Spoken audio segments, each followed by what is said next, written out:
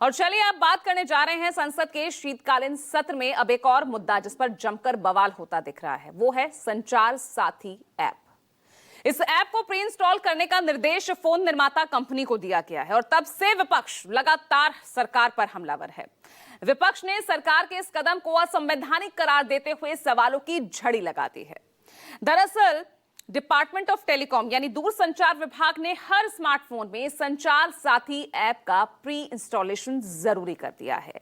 जो फोन पहले से बाजार में हैं, उन्हें अगले सॉफ्टवेयर अपडेट के साथ इस ऐप को इंस्टॉल करना होगा।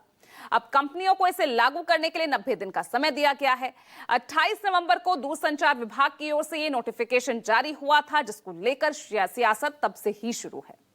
विपक्ष का आरोप है कि इस ऐप का इस्तेमाल लोगों की जासूसी के लिए किया जाएगा। अब विपक्ष के हंगामे के बीच मंगलवार यानी कल केंद्रीय संचार मंत्री ज्योतिरादित्य सिंधिया ने कहा कि इसका उद्देश्य उपभोक्ताओं की सुरक्षा को सुनिश्चित करना है। जो इस ऐप को नहीं रखना चाहता वो इसे अपने फोन से अनइंस्टॉल भी कर सकता है। उधर विपक्ष का आरोप है कि यह कदम देश के आम लोगों की प्राइवेसी पर सीधा हमला है। ये एक जासूसी ऐप है और सरकार हर नागरिक की निगरानी करना चाहती है। तो अब ऐसे में क्या आपके मोबाइल में ये जासूस या विपक्ष बोल रहा झूठ और सरकार का ये यू टर्न आखिर क्यों? ये तमाम वो सवाल है जिसका आज हम जवाब ढूंढने की कोशिश करेंगे। चर्चा के लिए हमारे साथ राजनीतिक मेहमान जुड़ गए हैं। वरिष्ठ सहयोगी जो हैं वो भी ग्राउंड जीरो से जुड़ गए हैं, उनके पास भी जाएंगे। लेकिन इस बीच किस तरह से कल सियासत गर्मा गर्म कल रही, बयानों के जरिए समझिए। अगर आप चाहते हो तो इसको आप एक्टिवेट करो, अगर आप नहीं चाहते तो इसे एक्टिवेट मत करो। सुनिए ना, अगर आप इसको अपने फोन पे रखना चाहते हो तो रखो, अगर आप इसको डिलीट करना चाहते हो तो डिलीट करो। It is a snooping app.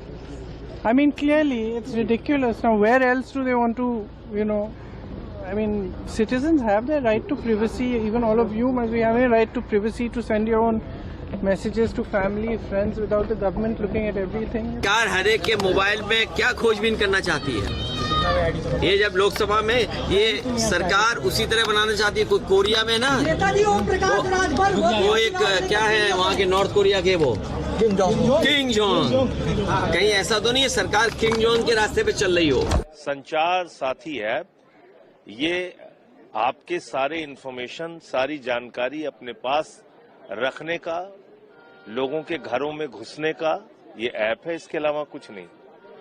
आपकी प्राइवेसी को भंग करने का ऐप है, ये आपकी निजता को भंग करने का ऐप है।